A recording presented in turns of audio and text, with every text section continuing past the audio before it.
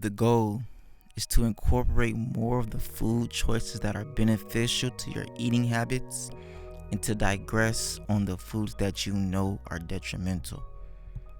You have the freedom to indulge with food on occasion to find a sense of balance. Food should be enjoyed and celebrated in all of its expressions. Have fun with food, but do not let your taste buds desires govern your eating habits. Your mind is in control. Your taste buds do not have to lead you to behavior that isn't in your best interest. Do not deify your taste buds. Put them in their proper context. They are here to serve you. They are just an electric signal to your brain that is stimulating. When you are faced with the temptation to eat unhealthily, simply take a second and ask yourself, are your taste buds more important than your entire body?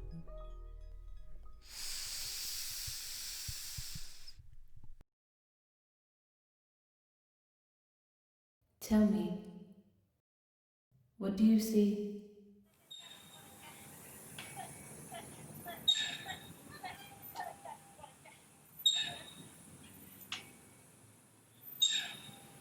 What do you see? What do you see?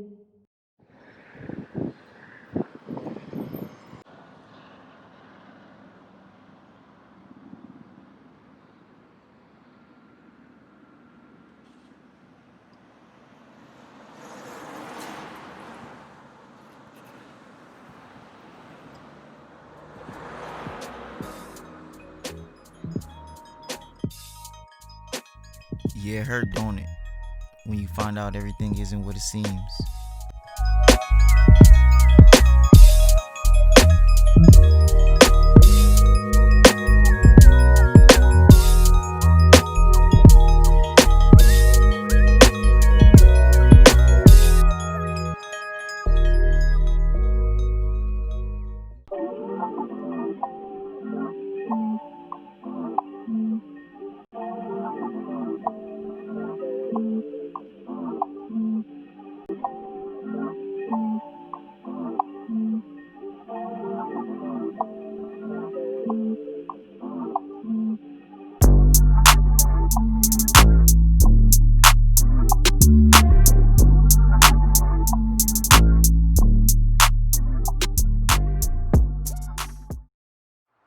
Hello, aloha, peace, Islam, assalamu alaikum. What's the deal? What's shaking?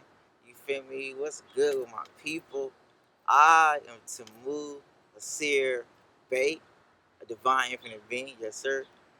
The physical manifestation of creativity itself, amongst many things. Four-time author, co-owner of Dedication Catering, a plant-based catering. One of the founders of Holistic Divine Innovation. I'm also a health coach, a wellness advocate, one of the board members of the Compton Artists Alliance, the creator of Divine Spirit Design, and one of the executive directors of this phenomenal space, the Compton Community Garden. We making sure that we have the access to organic food, access to the information and the education of agriculture and self-sustainabilities. You already know where to find me. And with that being said, this right here is Hood and Healthy. I created Hood and Healthy because I wanted to be able to share Mother Nature's vast universe with the people in a way where we can actually receive it and in a way that's authentic to myself. I've been studying this for the past 13 years, reading books, watching lectures, documentaries. I even learned how to grow food from my master teacher, Dr. Sheridan Ross, here in the Compton Community Garden. I moved to Hawaii a couple of years ago, and there I was inspired to be able to create this platform and this educational series to come back to Compton and share it with people of my diaspora that look like me. We have to address these issues head on. We have to address systemic oppression. We have to address self-education. We have to hold each other accountable and create discipline. We have to connect our eating habits with our spiritual practices, and we have to create holistic, healthy solutions. And all of this is going to address our sicknesses and diseases and this platform that we like to call obesity. Are we ready to have an honest conversation? I ask you. I think it's to our detriment. Like, the food deserts are killing us. If you go to the white people neighborhood, they got markets here, markets there. Access to healthy food is a racial and health equity issue. So I understand this conversation has to be met with compassion, and we have to approach this delicately. But we have to address our health crisis that's going on in our community. Because this is deeper than just weight class. This is deeper than just skinny or fat or tall or short or all of these different things. Over 50% of our children have high rates of obesity. We have high rates of stroke, heart disease, cancer, diabetes. There is a real attack on our health within our communities.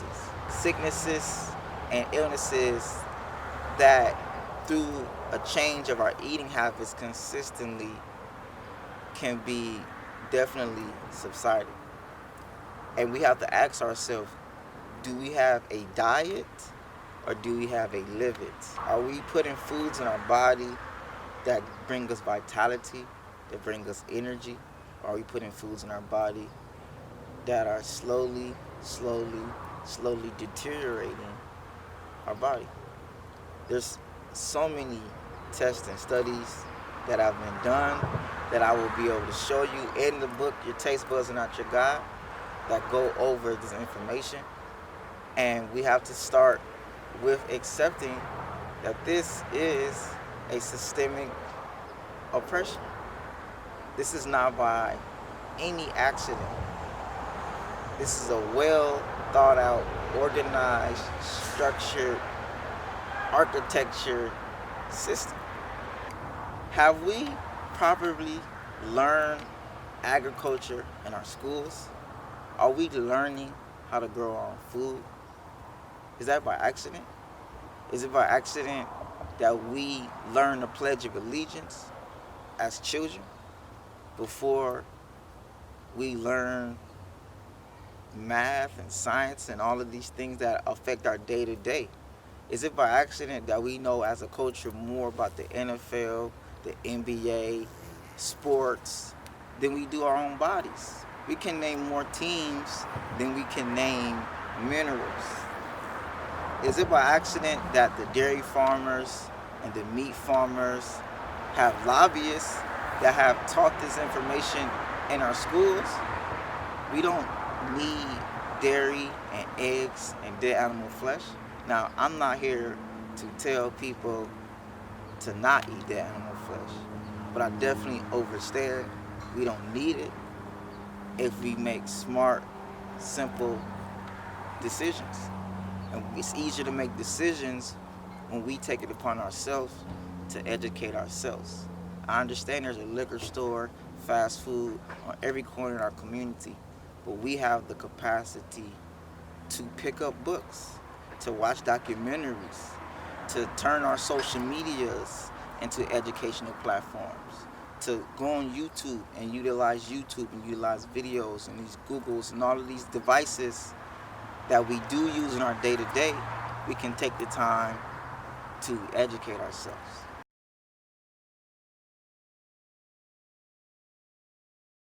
So as we continue to educate ourselves, we can make much better decisions, such as eating organic kale, eating Swiss chard, accessing herbs, accessing the plants from the ocean. There are many books, such as my book, Your Taste Buds Are Not Your God, Stating I'm Taking Back My Health, Rebirth to the Gods, Sacred Woman, Eat Yourself Sexy. I can go on and on and on about books, and I provide books in my books as well. And there are so many documentaries, Vegucated, Forks Over Knives, What the Health, Cowspiracy. We can access the information is readily available for us. So as we take responsibility and take ownership of our health, right? I definitely understand that this is extremely ingrained in our society. They use sex to sell this stuff to us.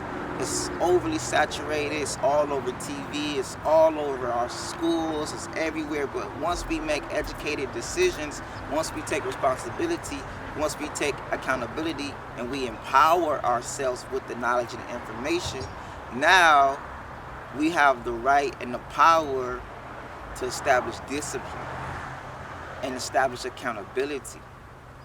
We're going to have to continue to have these uncomfortable conversations amongst each other.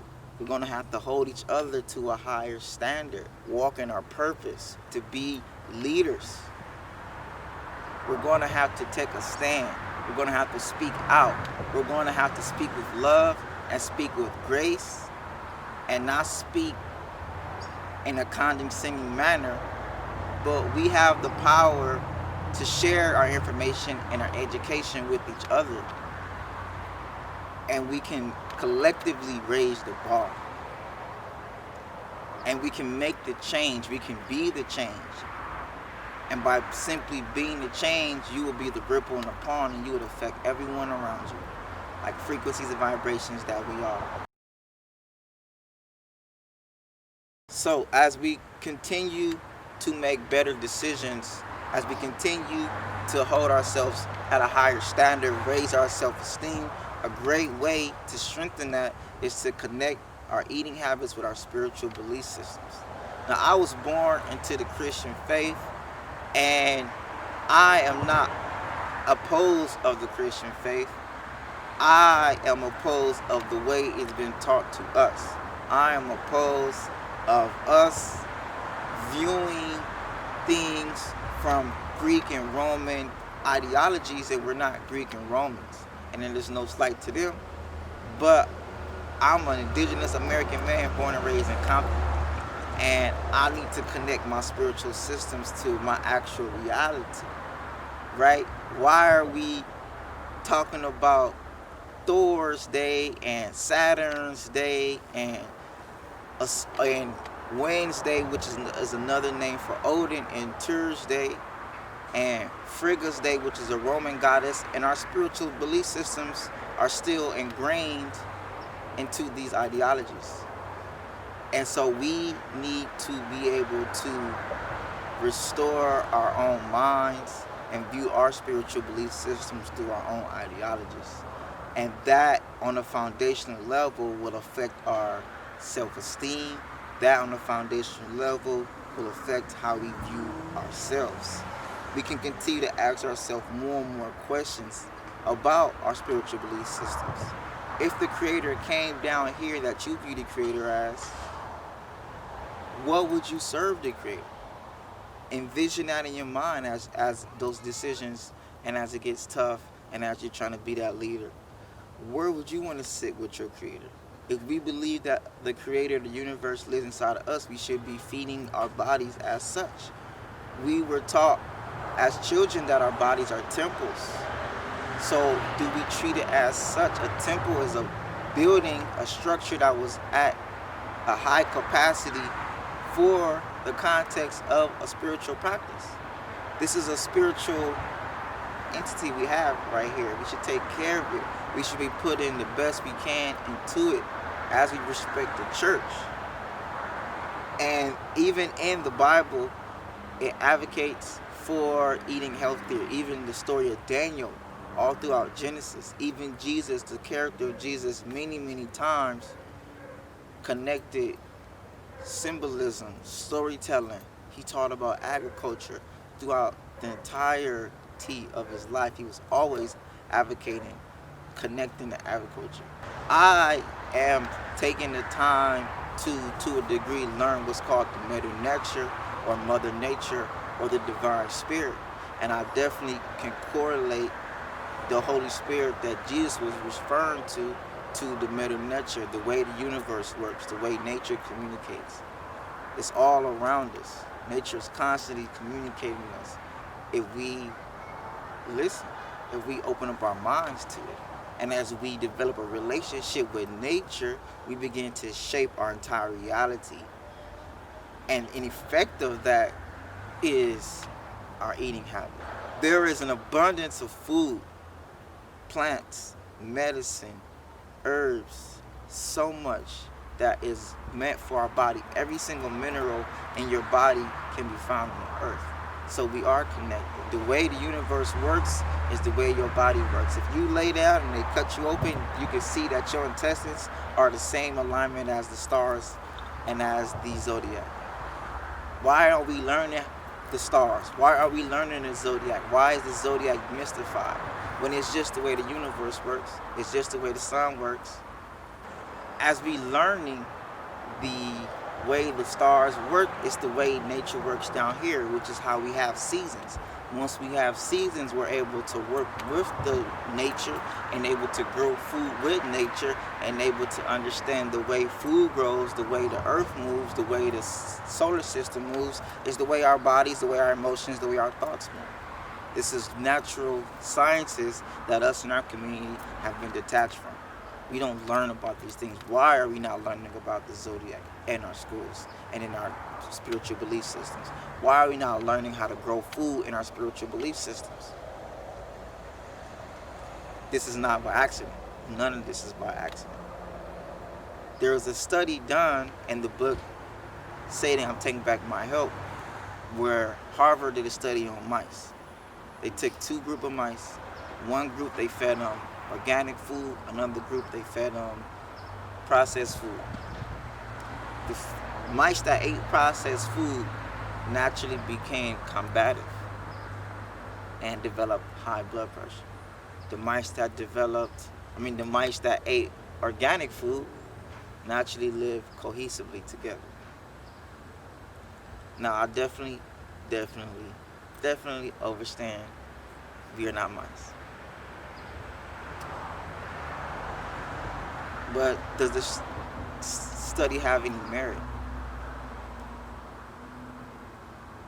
Is the way we are as a community a reflection of what we put in our body? A reflection of how we truly feel about ourselves? This processed food, it builds up in our body. We're not able to digest it. Therefore, it's creating blockages. This processed food that we're consuming, not having enough organic food, our bodies do not understand, even in all of its brilliance, how to digest unnatural food, so it stores it for later, thus creating more fat in the body. Over time, our blood pressure is rising because we have so much stored fat that the blood cannot flow naturally. Our bodies are like the ocean. It causes higher blood pressure because our hearts have to pump faster. As our heart pumps faster, it takes away blood slowly from the brain. When you don't get enough blood from the brain, that develops your cells into mutating little by little by little. The way the universe works, the way this planet works, is the way our bodies work. In the Medu Nature, there is a symbol called Ma'at, representing harmony, balance, truth, law, justice. Having your heart as light as a feather is the name of the game. That is not only symbolic, it is also physical. As we are eating processed food, it takes us out of our natural, harmonious, balanced state of eating and releasing, taking in, releasing. As we eat organic food, it digests, it processes, it distributes the minerals and the vitamins and nutrients to where they need to go, and it releases the excess, thus turning into soil for the earth, thus turning into the cycle. Now, I'm not saying we got to go that far, trust me, but there's a natural way of things. That's all I'm trying to say. And as we can step by step tap into the natural way of things, we will see our overall health improve. It is not a magic wand. I'm not saying eating healthier is going to change everything. It is not a magic wand, but I'm definitely saying that this show is going to change your whole life, because it is a holistic approach to health. I'm not going to just address one issue we're going to address every issue simultaneously, full circle. We're going to save time, money, energy. We're going to learn. We're going to grow. We're going to improve our emotional health. We're going to improve our physical health. We're going to improve our spiritual health. And we're going to collectively raise our vibrations together, and we're going to create an entirely new reality for our future generations, for their future generations, for our present, and for our ancestors as well. Now that we dealt with all that, we got in the nitty gritty, we done got under the uncomfortable conversation, we got below the surface. Y'all know me, I get deep. I'm a sun Cancer, moon Virgo. Right, we got to get deep, okay? So now let's do a simple self-assessment. Take out a piece of paper and a pen, have 3 columns. First column, what are some foods you know you shouldn't be eating? Be honest, be truthful, write as many as you can think about. And then write one thing, address one thing that you're gonna stop eating today. And you could just check them off one by one, just one a week, one a month. You don't gotta do too heavy. Second column, what are some foods that you know you should be eating, right? A self-assessment. Take some time, think about it, learn, educate yourself. Last column, what are some foods that you don't know, that you like, and that you're not really ready to give up yet, right? We gotta reward ourselves too. We don't have to have it all figured out. I'm not here to say only eat the healthiest you possibly can ever all the time. But we can make conscious decisions and we can reward ourselves. These foods that we kind of can be a pleasure, can be an indulgence, can be something that you reward yourself with, as opposed to what we consistently eating on a day-to-day basis. Because once again, it's about having harmony and balance. It's not too far here, not too far here, not too strict, but we can take assessments. We can get out in nature more. We can do more meditating. We can drink more water. We can eat more fruits, right? We can continue to have affirmations, speak life into yourself. Wake up and say, I do have enough money to eat healthy. I do have enough time to eat healthier. I am healthy. I'm getting healthier every day. I'm learning more every day. I'm reading books every day. As we speaking life into ourselves, as we raising the vibration, it has no choice but to come down into our reality, right? What we call into being, what we speak, what we feel, what we think about, is ultimately what we're going to see in our day-to-day life. So it's all about making small, simple decisions. Now that we have our minds wrapped around it, our minds are prepared. Our mind is the soil. Before we can deal with the planning, we have to get our soil prepared. Pull up those weeds, stir up those nutrients, wake up those microorganisms, remind ourselves of who we are. Then we can begin planting the seeds. So let's get into it. I'll see you all next class, and we're gonna go over raw foods, nuts, grains, seeds, berries, fruits, show you how eating healthier can save you an abundance of time, so much money, and boost your energy. All right?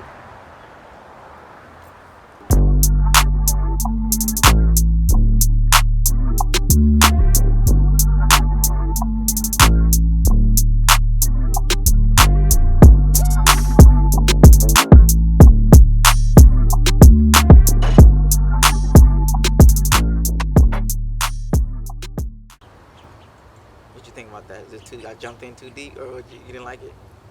I was confused. Okay. Well, I just said it. Um, I gotta segue. yeah, segued a little better. Okay.